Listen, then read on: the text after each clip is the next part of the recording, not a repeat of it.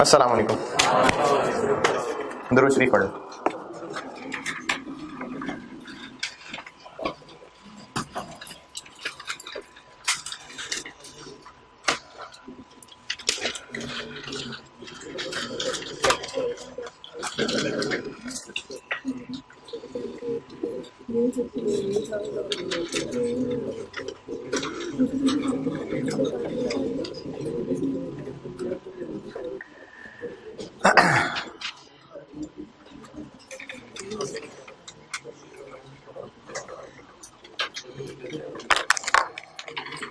अच्छा, ये जो लोग अभी IAS 23 में लेक्चर देख रहे हैं और ये आपको 30-40 मिनट का लग रहा है, इससे पहले मैंने एक और लेक्चर पार्ट वो IAS 20 में प्लेस किया हुआ है। आप IAS 20 वाले सेक्शन में देखिए 47A, वो जो रीपेमेंट की डिस्कशन पेंडिंग की थी ना, तो वो वहां पर है। IAS 23 की कैलकुलेशन चल रही है। मैंने आपको स्पेसिफिक लोन बताना शुरू किया था और उसकी काफी सारी वैरायटियां आ गई थी सामने। एक छोटा सा रिकैप, बोरिंग कॉस्ट जिसकी मेन मिसाल इंटरेस्ट ही है, वो हम कर रहे हैं क्वालिफाइंग एसेट की कॉस्ट में ऐड। इसके लिए 3 चीजें चाहिए थी: रेट जो अप्लाई करना है, अमाउंट जिस पे रेट लगना है, और टाइम पीरियड। सबसे पहले मैंने आपको टाइम पीरियड पढ़ाया था, जिसको कैपिटलाइजेशन पीरियड कह के बताया था कि उस पीरियड जिसमें की गई कैलकुलेशंस कॉस्ट का पार्ट बननी है, उसको मैंने कैपिटलाइजेशन पीरियड कहा था। स्टार्टिंग पॉइंट क्या था इसका? लोन लिया जा चुका हो, एसेट पे काम शुरू हो चुका हो और पहली दफा खर्चा हो चुका हो। स्टार्टिंग पॉइंट हो गया, एंडिंग पॉइंट हो गया जब काम मुकम्मल हो गया, और दरमियान में सस्पेंशन थी, अगर वो सस्पेंशन एबनॉर्मल थी तो। इस कैपिटलाइजेशन पीरियड में अमाउंट कैसे कैलकुलेट होगी बोरिंग कॉस्ट की, इसके लिए मैंने केस 1 बनाया था स्पेसिफिक बोरिंग। स्पेसिफिक बोरिंग क्या थी कि लोन लिया ही इस एसेट के लिए, तो उसका तरीका ये था कि चूंकि लोन लिया ही इस एसेट के लिए है, तो उस पर जितनी भी बोरिंग कॉस्ट पड़ रही है वो सब इसकी कॉस्ट में ऐड होगी। लेकिन ये कैलकुलेटेड किस पीरियड की? वो कैपिटलाइजेशन पीरियड की। और चूंकि इंटरेस्ट सारे लोन पे पड़ना शुरू हो जाएगा, जबकि सारा पैसा तो नहीं फौरन इस्तेमाल हो रहा, तो जितना पैसा फालतू नहीं उस वक्त अनयूज्ड पड़ा हुआ था, वो हमने जेब में रखने की बजाय किसी डिपॉजिट अकाउंट खोल के वहां रखवा दिया, और जब तक वो पड़ा रहा तब तक हम उस पर कुछ कमाते रहे। तो इस पे पड़ने वाला इंटरेस्ट, उसमें से माइनस इस बचे हुए पैसे पे कमाई जाने वाली इनकम, ये जो नेट आंसर बनेगा ये होगी बोरिंग कॉस्ट कैपिटलाइज्ड। और इसकी आगे फिर कैलकुलेशन की मुख्तलिफ वैरायटियां की थी।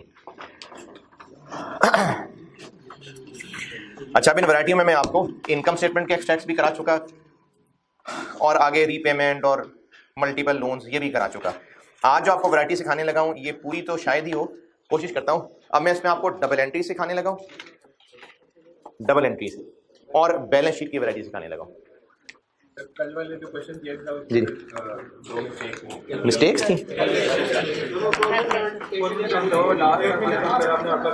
मैंने 8 लाख लिख दिया था, मतलब मेरी गलती थी।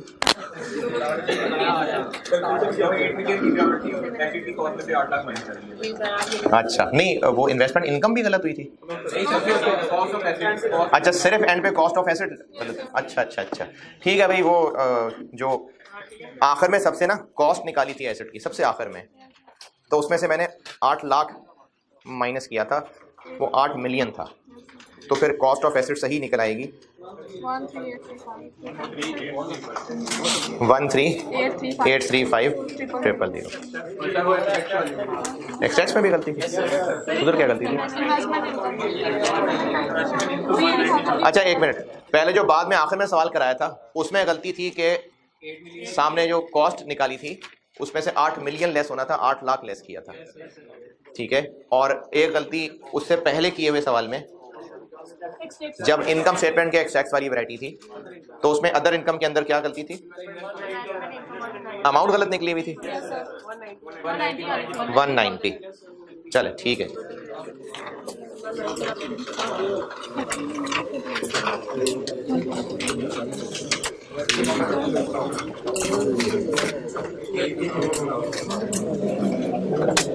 जिसमें मैंने इनकम स्टेटमेंट के एक्सट्रैक्ट्स कराए थे ना, उसमें जो मैंने अदर इनकम लिखी थी, उसमें जो ब्रैकेट में लिखा हुआ था उसको सॉल्व करें तो आंसर उसका चेंज आ रहा है, 190 आ रहा है 380 की जगह। बस, ठीक। चले, आपको अब कोई बात नहीं यार, हो जाती गलती, कोई मसला नहीं।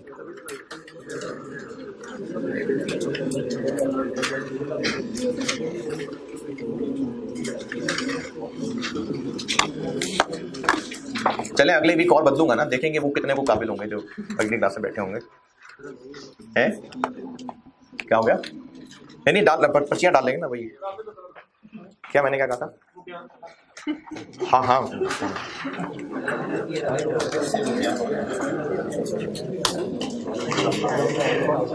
अच्छा I-20 से कराता हूँ सवाल। आप ऑनलाइन वाले भी और ये जो सामने ऑफलाइन वाले बैठे हैं ये भी, मैं लास्ट सेशन में भी, उससे लास्ट सेशन में भी, पिछले कोई 1 साल 1.5 साल से एक एक्टिविटी कर रहा हूँ कि ये तो खैर रोज़ाना की हदीस तो एक अलग चीज़ है, उसके अलावा भी ना मैं इस अलग से कोई घंटे, पौने घंटे, कभी 1.5 घंटे इसके मैंने बयान कंडक्ट किए थे मुख्तलिफ टॉपिक्स पे। और पर्पज़ सारी एक्टिविटी का ये था कि हमारे इस वक्त में ख़ास तौर पे जो आप जवान हैं, क्योंकि अभी आप सब जवान मेरी बात सुन रहे हैं तो मैं जवानों को एड्रेस कर लेता हूँ। आप भी उल्मा से दूर हैं और उल्मा भी आपसे दूर है, और हमारे दीन की सिग्निफिकेंस कितनी ज़्यादा है। आप यहाँ पर क्लासेस लेने बैठे हैं, आप लोग कॉलेज का हिस्सा बनते हैं, आप लोग टीचर्स की बात सुन रहे होते हैं, टीचर जो क्लास वर्क होमवर्क देते हैं वो आप कर रहे होते हैं। आप ये सब अपनी बाकी सारी मसरूफियात, खैर मसरूफ अवेले लोग होते हैं, लेकिन फिर भी बाकी सारी आप लोग अपनी कमिटमेंट्स छोड़ के यहाँ पर बैठे होते हैं, मेहनत भी कर रहे हैं, इवन के आप दूसरे शहरों से आ गए हुए हैं यहाँ पर। अब हॉस्टल में रहने के अपने मसले हैं, खाने पीने का अपना मसला है, ये सारी मुश्किलें बर्दाश्त कर रहे हैं, और आप कॉलेज और टीचर्स को फॉलो कर रहे हैं। क्यों कर रहे हैं ऐसा? क्योंकि आप ICAP का एग्जाम पास करना चाहते हैं। तो टीचर की बात क्यों मान रहे हैं? क्यों होमवर्क करें, क्यों टेस्ट दें? क्योंकि आपका ये यकीन है कि ये करेंगे तो कामयाब होंगे, ऐसे ही है ना, इसीलिए आप कर रहे हैं। अब आप इस बात को भी समझते हैं, अकल वाले हैं आप लोग, कि कॉलेज में दाखिल होना, क्लासेस में बैठना, 1.5 घंटे की क्लास उसमें बैठना, अगर ऐसा हो कि आप कॉलेज में एडमिशन ले लें, टाइम पे क्लास में आया भी करें और बड़े सलीके अदब से आके यहाँ बैठा भी करें, लेकिन यहाँ बैठने के बाद ना टीचर की कोई बात सुने, ना ध्यान दें, ना क्लास वर्क, जब सोना ही कुछ नहीं तो क्लास वर्क होमवर्क किस बात का, तो पेपर पास हो जाएगा। लेकिन आपने कॉलेज में एडमिशन तो लिया है और आप भी बाकायदगी से रहे हैं, तो काफ़ी नहीं है? नहीं है काफ़ी? नहीं है काफ़ी। अच्छा, इसकी जगह पर ऐसे कह लेते हैं कि आप कॉलेज में आएँ और कोई डिसिप्लिन की पाबंदी ना करें, बदमाशी करें, जब मर्जी जैसे मर्जी क्लास में बैठें, लेटें, जो मर्जी करें, टीचर के साथ बदतमीजी से बात करें, कॉलेज इंतजामिया के साथ झगड़ा करें, लेकिन जो भी क्लास टीचर कहे वो करें आप अच्छे तरीके से क्लास वर्क होमवर्क, तो भी है पेपर पास होने का चांस अब हो गया। लेकिन क्या ये पेपर पास होना तो बात की बात है, कॉलेज आपको कॉलेज में रहने देगा? नहीं। तो अब रहा चांस? नहीं।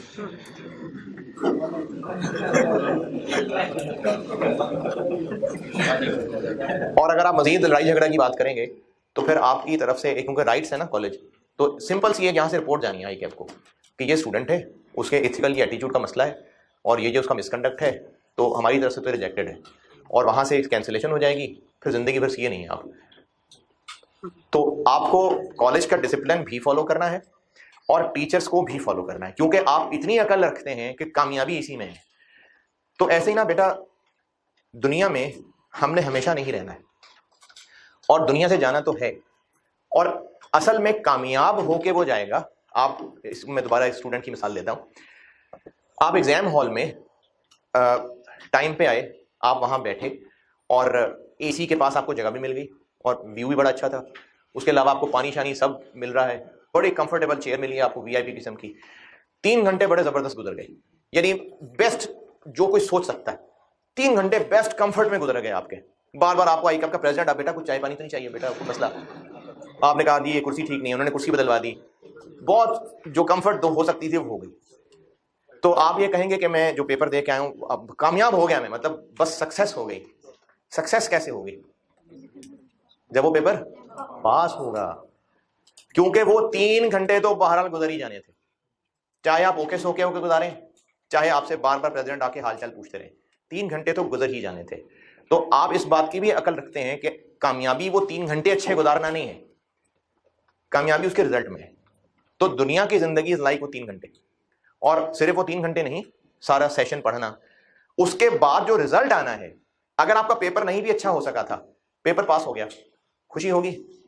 पेपर बहुत अच्छा हुआ था, रिजल्ट पास नहीं है, तो जो पेपर अच्छा करके खुशी खुशी हुई थी कि बड़ा अच्छा पेपर हुआ है, वो खुशी कायम रहेगी? नहीं। तो जो रिजल्ट है वो ही डिसाइड करता है कि आगे खुशी है या गम है। जो पहले हो गया वो चूंकि अब दी एंड रिजल्ट पिछले सबको बदल देगा, तो इसलिए असल कामयाबी रिजल्ट के पास या फेल होने में। तो हमने दुनिया से चाहे 70 साल गुजार के जाना है, चाहे कोई बच्चा पैदा होते ही मर जाए, वो तो खैर मुकल्लफ ही नहीं है, बालिग की बात कर लेता हूं, चाहे 18 साल में फौत हो जाए, चाहे 118 साल में फौत हो, दुनिया से बहरहाल चले जाना है और उसके बाद दोबारा जिंदा होना है, और जो दुनिया में जिंदगी गुजारी है उसका रिजल्ट मिलेगा। अब वो रिजल्ट अल्लाह ने जो जज्बात की इकासी की है ना, वो ऐसे ही जैसे स्टूडेंट का रिजल्ट होता है कि जब उनको दाएं हाथ में उनका रिजल्ट मिलेगा तो वो खुश होते फिरेंगे, छलांगे लगाएंगे, अपने घर वालों को बताएंगे मैं पास हो गया, कामयाब हो गया। और जिनको बाएं हाथ में मालनामा मिलेगा वो भी पीछे की तरफ से वो पिटेंगे कि हमारी काश अभी मौत आ जाए।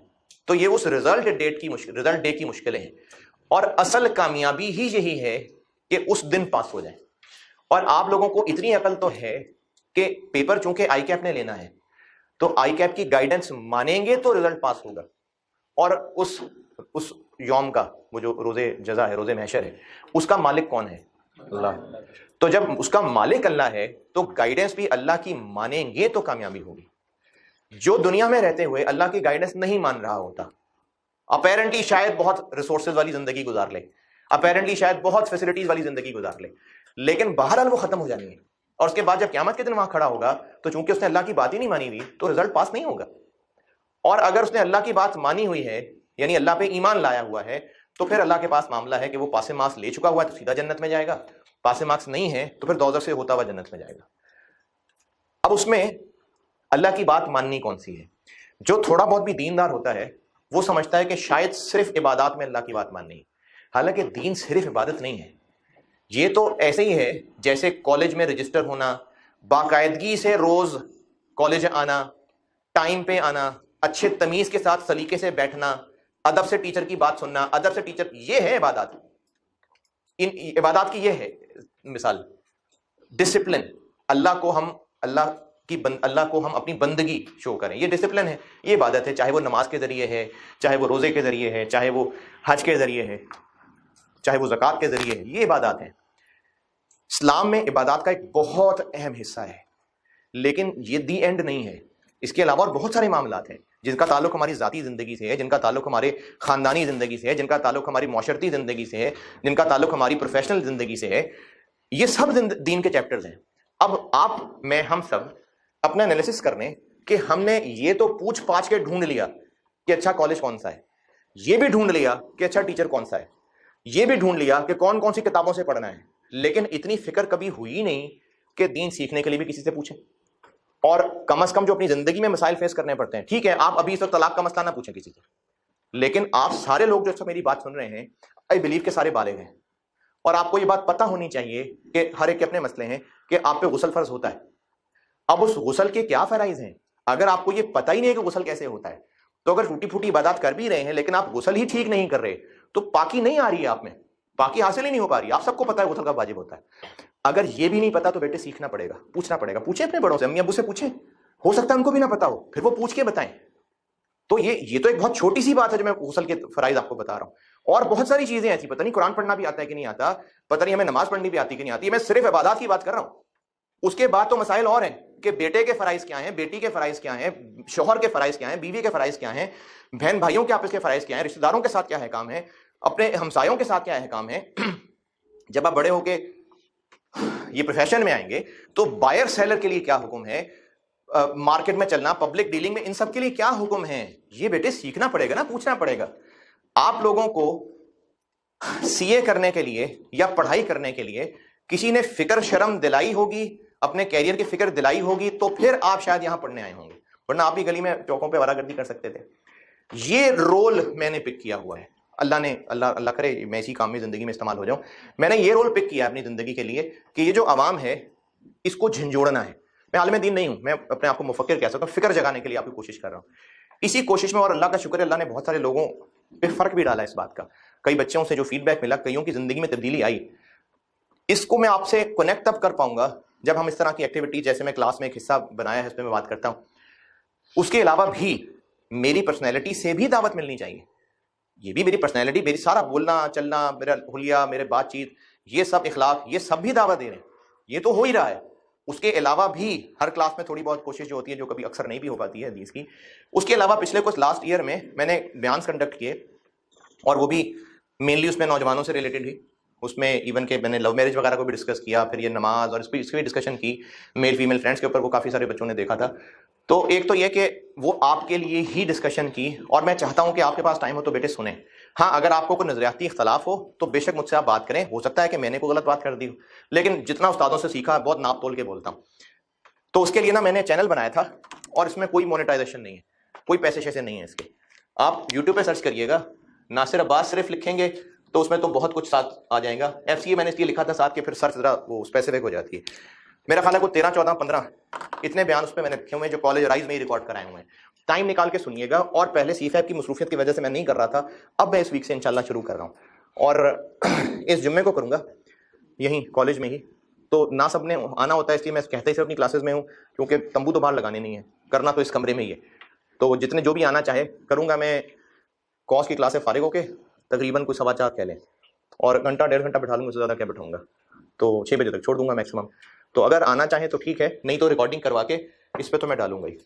तो आपको ये सब कहानी सुनाने का मकसद ये था कि मेरी इस कोशिश जो अल्लाह ताला इस्तेमाल कर ले मुझे आपको झंझोड़ने की, तो वो आपको बयान देखेंगे, टाइम निकालेंगे, और मैं अपनी तरफ से इसको क्यों आप तक पहुंचा रहा होता हूँ, क्योंकि आप नहीं सुनेंगे मुफ्ती डैश डैश डैश की बात, आप नहीं सुनेंगे मौलाना डैश डैश की बात, क्योंकि आपको उनसे कंसर्न नहीं है। मेरी बात क्यों सुन लेंगे? क्योंकि मैं वो हूं जो आप बनना चाह रहे हैं। मैं चार्टर्ड अकाउंटेंट हूं। आप जो भी किसी कामयाब चार्टर्ड अकाउंटेंट के बारे में सोचते हैं, टारगेट करते हैं, मैं हूं अल्हम्दुलिल्लाह, अल्हम्दुलिल्लाह हूं। तो इसलिए मेरी बात आप सुन लेंगे, आपको नहीं लगेगा कोई एलियन कोई बात कर रहा है। मैं जो भी बातें करता हूं कोशिश करता हूं कि आप ही के लेवल की मिसालें देके बात करूं। तो इसलिए टाइम निकाल के सुनिएगा जरूर, जो मैंने बयान ऑलरेडी किए हुए हैं, और इस वीक से इंशाल्लाह मैं कोशिश करूंगा कि हर वीक ना सही तो 2 वीक बाद वाला कर लिया करूं। अभी जो 2 टॉपिक मेरे जहन में चल रहे हैं, एक उनमें शैतान से रिलेटेड डिस्कशन है कि फनकारियाँ क्या होती हैं शैतान की, अगर ये तैयार कर पाया तो उस पर बात कर लूंगा। और दूसरा जो अक्सर बच्चों को कंसर्न होता है कि हम CA में कर क्या रहे हैं, मतलब वो हलाल भी कमाना है कि हराम ही हराम है सारा, तो इस पे इन दोनों में से देखूंगा जो मैं किसी तरह मटेरियल इकट्ठा कर पाया तो उस पर करूंगा बात। तो ये इंशाल्लाह मैं इस जुम्मे को करूंगा शाम में इधर। जी सर, किसी को नहीं पता कि इबादत का सही तरीका क्या है, जी जी अपने मुसर का बात है, उसको नहीं पता इफ्तार की प्राइस क्या है जी, लेकिन वो जितना कर रहा है उसी को ठीक समझ के कर रहा है, हाँ। तो उसकी इबादत कबूल होगी या नहीं? देखें, ये तो अल्लाह का मामला है, ये तो अल्लाह का मामला है। लेकिन आप खुद, आप ही के सवाल से मैं आपके जवाब देने की बजाय एक सवाल पूछता हूँ। आप खुद ही फिक्र में लगे कि मैंने ना अकाउंटिंग का पेपर पास करना है, खुद ही 2-4 किताबें पढ़ी खुद ही, और बस जैसे टूटी फूटी समझ आई, कौन जाके टीचर से पूछे, कौन जाए टीचर से पूछने, कौन फोन करे किसी दोस्त को, बस ठीक है जो मुझे आ रहा बस यही सही होगा। क्या ऐसा करेंगे आप? क्यों नहीं? आप क्यों मेहनत करें? आप क्यों टीचर से आके पूछें? आप क्यों किसी दोस्त से पूछें? ये आप तभी करेंगे जब आप इस बात को इंपॉर्टेंट समझ रहे होंगे। तो अगर हम किसी भी मसले को सीखने की कोशिश नहीं कर रहे, क्या दुनिया में नहीं है सोर्सेज मौजूद जिनसे हम पूछ सकते हैं? अल्लाह का शुक्र है हमारा मुल्क ऐसा है जिसमें दुनिया से लोग उलमा बनने आते हैं। दावत के मामले में अगर किसी का कोई तबलीगी जमात में वक्त लगा हो, दूसरे मुल्कों से लोग जब यहाँ आते हैं ना, तो वो हमें सोचते हैं कि हम पता नहीं कितने मुबारक लोग हैं कि हम यहाँ हैं जहाँ से सारा काम अल्लाह ने शुरू किया। शुरू तो खैर इंडिया से किया है, लेकिन लोग हमसे ऐसे यार कितने हम मुबारक जगह पर रहते हैं, मतलब हमें अंदाजा नहीं है कि पाकिस्तान अल्लाह ताला ने चुना हुआ है इन कामों के लिए। तो हमारे पास बहुत उलमा मौजूद हैं। देखें, हमारे लिए एक बहुत ईजी वे आउट होता है, ओ यार इतने इख्तलाफात हैं, किसकी बात सुने, है ना ईजी वे आउट। मैं अभी आपको बताऊं, ये जो मैंने गवर्नमेंट ग्रांट का टॉपिक बताया है, मैंने कोई मेरा ख्याल है 5-6 टीचर से डिस्कशन की, सब एक बात पर मुत्तफिक तो नहीं है, किसी का डिफरेंस ऑफ ओपिनियन था, तो वो गलत हो गया, मैं गलत हो गया। डिफरेंस ऑफ ओपिनियन होता है, और आप सल्लल्लाहु अलैहि वसल्लम के दौर में भी सहाबा के दरमियान डिफरेंस ऑफ ओपिनियन था। तो जिन चीजों पे डिफरेंस ऑफ ओपिनियन वैलिड है, वो अल्लाह के नजदीक दोनों ही ठीक होंगे। हाँ, हम आपका जिस भी किसी मसलक से ताल्लुक है, स्टार्ट तो करें ना, आप स्टार्ट तो करें, पूछें तो सही उलमा से जाके, और उलमा से पूछें, और उस पूछने में फिर अपनी सीखने की मेहनत भी शामिल करें। आप कहें जी मैं भी इसको सीखूं और इन्वेस्टिगेट करूं, जरूर सीखें, लेकिन पूछना तो किसी से पड़ेगा ना। अगर हम ये कहें कि अल्लाह ताला मुझे वही भेज दें, आप मुझे ही सही वर्जन डाउनलोड करके दे दें, तो नहीं होगा, तो पूछना तो पड़ेगा। तो अगर हम इबादत और इस तरह की और मसाइल हैं जो ज़ात से रिलेटेड हैं, जिसमें अभी आपने चूंकि गुस्ल की बात पूछी, तो इसमें बेटे पूछना पड़ेगा ना। अब देखिए, आप सब लोग बालिग हैं, जब इंसान बालिग हो जाता है ना, अब वो क्या टर्म है, अब उसका इम्तिहान एक्टिवेट हो गया हुआ है, यानी अब वो टेस्ट के लिए एक्टिवेटेड है। जो बालिग नहीं है उसके कोई गुनाह सवाब नहीं होते, उस पर कोई हद नहीं लग रही होती, उसके हिसाब भी नहीं होगा जो बलूगत से पहले दुनिया में चला गया, क्योंकि वो मुकल्लफ ही नहीं है। लेकिन जो बालिग हो गया, बालिग होने का मतलब है अब वो रजिस्टर्ड फॉर एग्जाम है, और जब रजिस्टर्ड फॉर एग्जाम है तो फिर उसका एग्जाम हो रहा है। तो चूंकि आप सब लोग यहाँ बैठे हुए बालिग हैं तो आप पे अहकामात लग चुके हुए हैं, अब उसके लिए बेटे पूछना पड़ेगा। हाँ, हमारे वालिदैन में बहुत सारी कमियां रही, क्योंकि एक पूरे माशरे का मिजाज ही बदल गया ना। आपके अब्बू ने सुबह इस बात पे तो जरूर पिटाई लगाई होगी जब आपने कहा होगा अब्बू स्कूल जाने का दिल नहीं कर रहा, लगाई पिटाई ना। और बल्कि अम्मा अब्बा इस बात पे कंसर्न होंगे, आपने दोनों माँ बाप को परेशान देखा होगा कि इसके नंबर क्यों कम आ रहे हैं।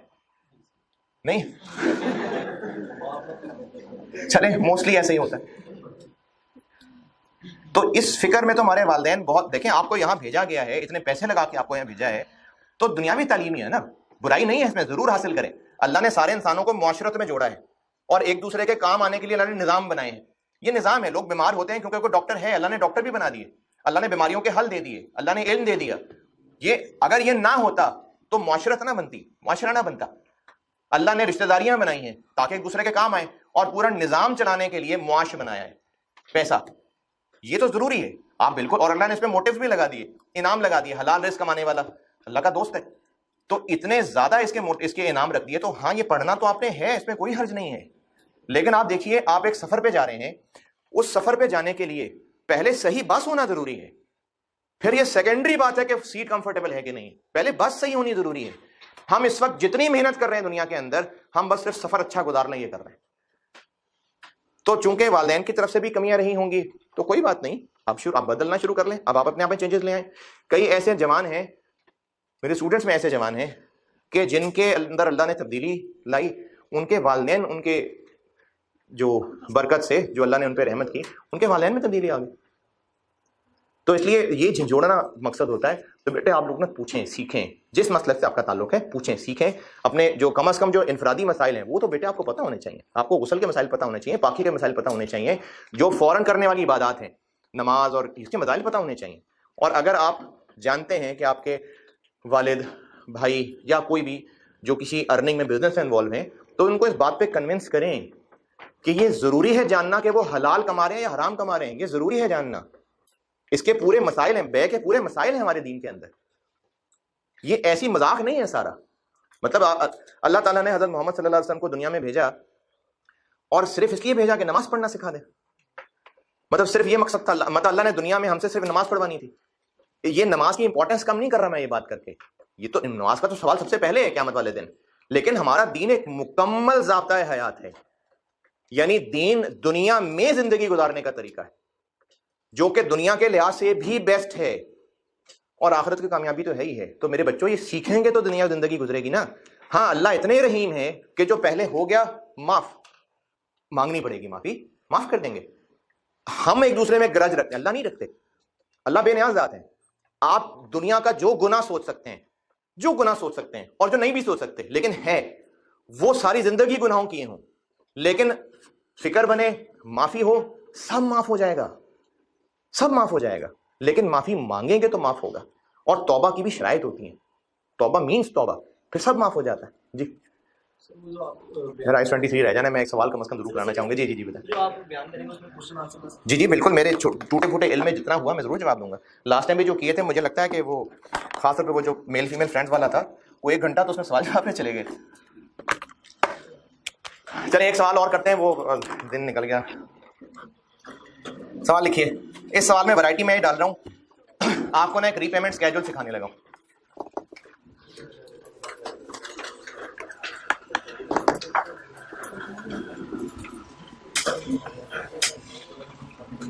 Construction start,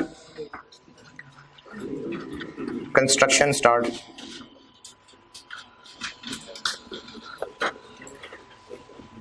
first February 2021, 1 February 2021, construction and 31 October 2021, 31 October 2021। 1 Feb से स्टार्ट है और 31 अक्टूबर एंड है। सस्पेंशन मई के महीने में है।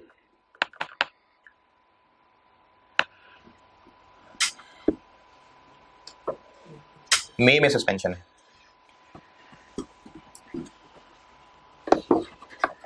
Construction was financed by a specific loan, construction was financed by a specific loan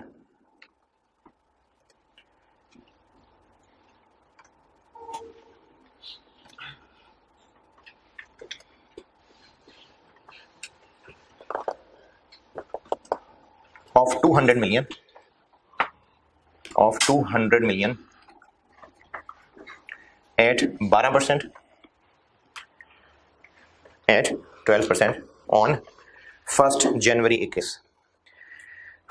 21 को एक लोन लिया 200 मिलियन का इसी काम के लिए स्पेसिफिक 12% पे।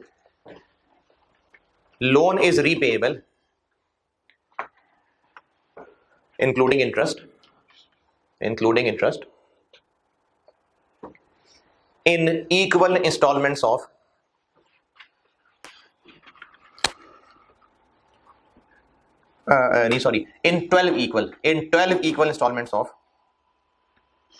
in 12 equal installments of 20.09 million 09 million each payable at end of every quarter,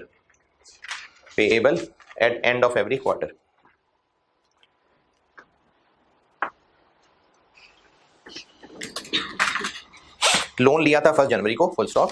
उसके बाद बात थी कि लोन रीपेबल है including interest in equal installment, equal 12, और हर इंस्टॉलमेंट पे होगी हर क्वार्टर के एंड पे, जो कि इंस्टॉलमेंट की अमाउंट है 20.09। चलें, बस मुझसे रिक्वायर्ड है borrowing cost to be capitalized. जी नहीं, बस रीपेबल। मुझसे रिक्वायर्ड है borrowing cost to be capitalized. अच्छा, मैंने ना कोई 3-4 वैरायटियों पहले एक सवाल कराया था, देखिएगा पेजेस पलट के, जिसमें एक लोन था जो क्वार्टरली इंस्टॉलमेंट में वापस हो रहा था।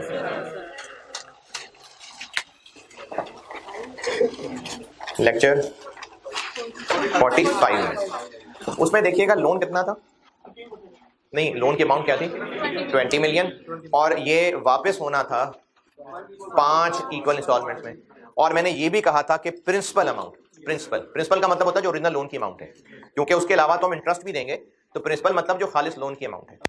तो 20 मिलियन मैंने कहा था कि 5 इक्वल इंस्टॉलमेंट में वापस होता, तो वो आपने 4 मिलियन बना लिया था। और इंटरेस्ट कैसे कैलकुलेट कर रहे थे कि जितना बाकी बचता जाता था उस पे इंटरेस्ट, किसमें से बाकी, प्रिंसिपल अमाउंट से ना। तो ये आप तभी कर पा रहे थे जब आपको पता था कि कितना प्रिंसिपल वापस होता जा रहा है। ठीक है, अब आज वाले साल में देखिए मैंने क्या डिफरेंट किया है। 20.09 को 12 से मल्टीप्लाई करें इधर, 20.09 को 12 से मल्टीप्लाई करें 241, जबकि लोन कितना है। तो इसका मतलब है जो 20.09 है ये हम क्या कर रहे हैं, इसमें इंटरेस्ट भी शामिल है। कितना इंटरेस्ट शामिल है, कितना प्रिंसिपल है, नहीं पता। इसके लिए एक रीपेमेंट स्केड्यूल बनता है, वो सिखाता हूं आपको। अगर इंस्टॉलमेंट में प्रिंसिपल और इंटरेस्ट दोनों हो ना, दोनों, तो उनमें हमें प्रिंसिपल अमाउंट, अच्छा इंटरेस्ट अप्लाई किस पे करना होता है, प्रिंसिपल अमाउंट पे।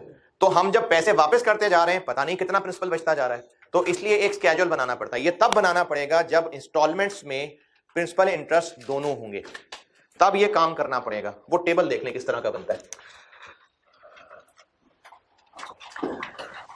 हाँ भाई, लीज स्केड्यूल किस तरह का बना, डेट ठीक है, शाबाश, ओपनिंग बैलेंस ठीक है, इंटरेस्ट ठीक है, शाबाश शाबाश।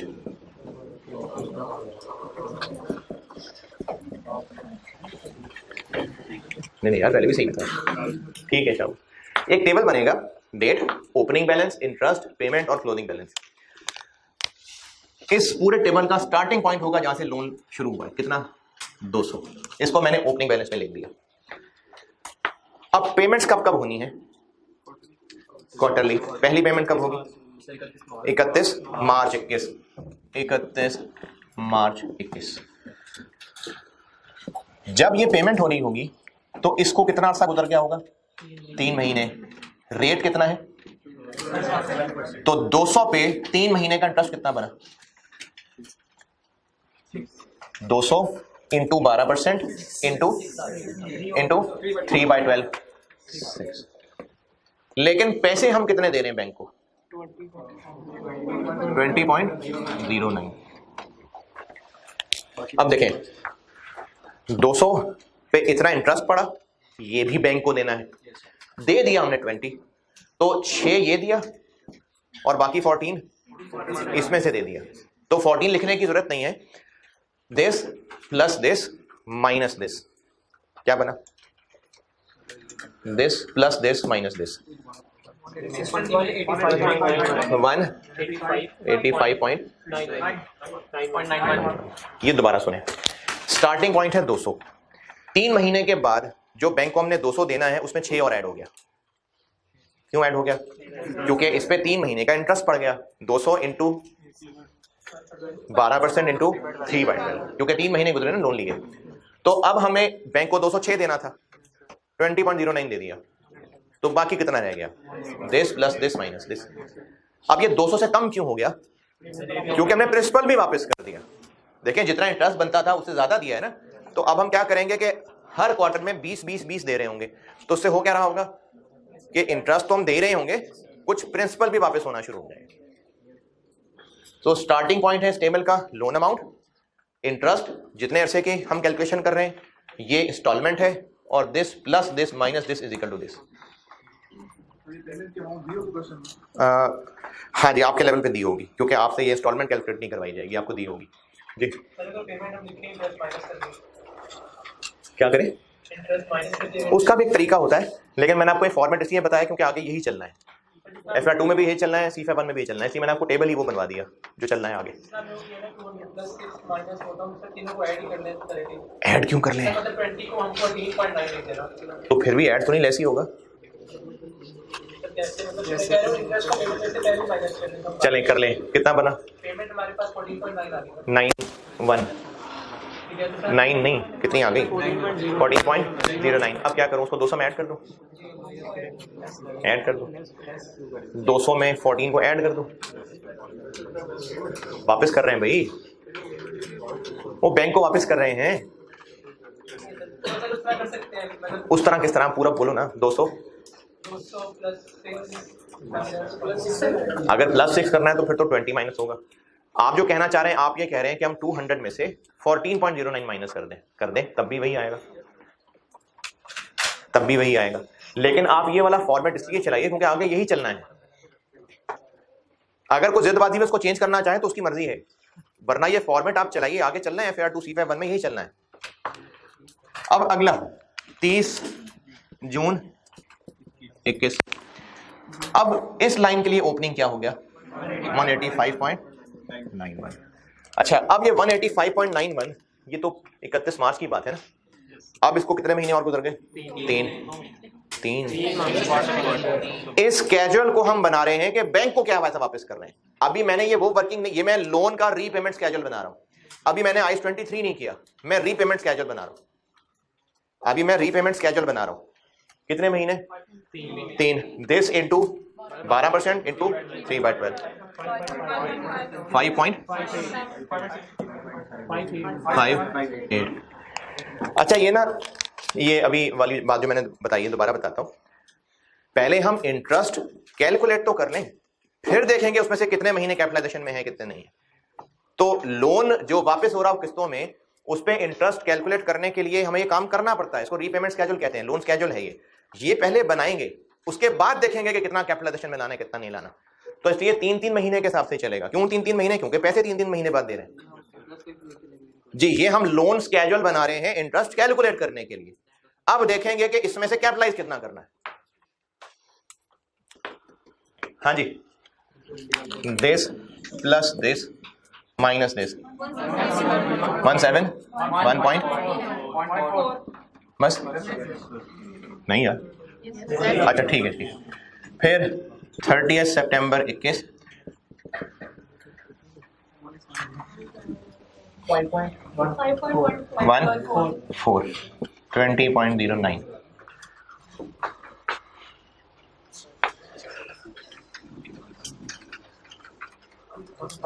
156.45 और एक लाइन और बना लेते हैं क्योंकि हमें सवाल में बस जरूरत ही इतने की है, इससे आगे की जरूरत नहीं है। 156.45 इंटू 12% इंटू 3/12 6 नहीं, इंटरेस्ट कम क्यों होता जा रहा है? क्योंकि पैसे वापस होते जा रहे हैं। 20.09 1 पॉइंट, चले ये काफी है क्योंकि हमें सिर्फ 2021 ही चाहिए था। अब इसके बाद हम देखेंगे बोरिंग कॉस्ट कैपिटलाइज कितनी होगी। वर्किंग कह लें, वहां से स्टार्ट कर लें।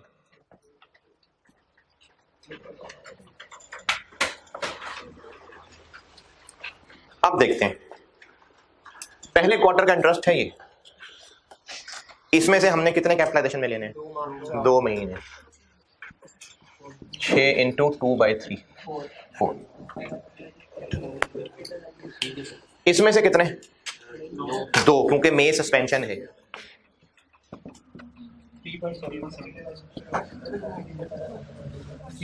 3.72। ये अगले 3 महीने का है, जुलाई अगस्त सितंबर, ये पूरा ही रहेगा। ये भी 3 महीने का है, इसमें से 1 महीना।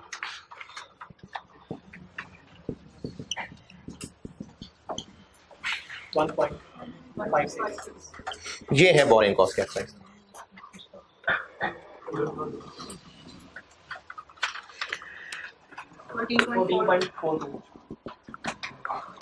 एक कल वैरायटी बस और कराऊंगा, फिर स्पेसिफिक लोन काफी है, फिर हम जनरल बोरिंग पाएंगे। ठीक है, अल्लाह हाफिज़।